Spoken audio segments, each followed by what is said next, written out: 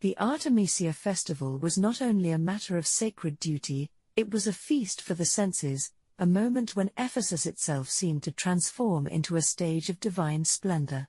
For days leading up to the celebration, the streets grew restless with anticipation. Traders filled the agora with stalls offering garlands, incense, and trinkets stamped with the likeness of Artemis. Women embroidered special garments, and bakers prepared sweet cakes flavored with honey and sesame to be sold to the crowds.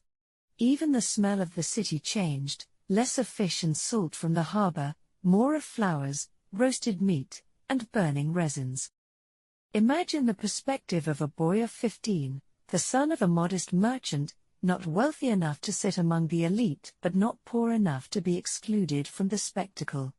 For him, the festival was a dizzying mixture of awe, curiosity, and pride.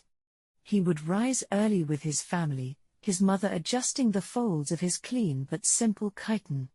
Walking through the marble streets toward the great temple, he would see pilgrims of every kind, Macedonian traders in heavy cloaks, Persian merchants with their bright robes, islanders from the Cyclades carrying small idols.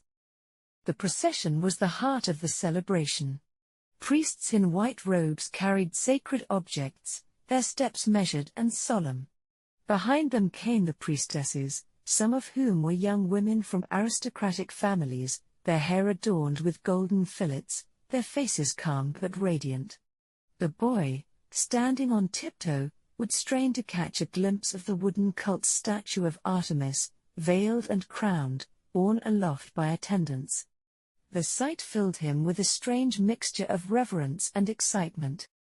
As the oxen were led forward for sacrifice, the boy's senses were overwhelmed, the bellowing of the animals, the chanting of the priests, the sharp scent of blood mixing with burning incense.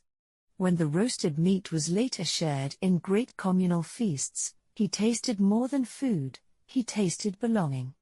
For a boy at the threshold of manhood, these were not abstract rituals but living experiences, moments where his identity as an Ephesian was carved into memory.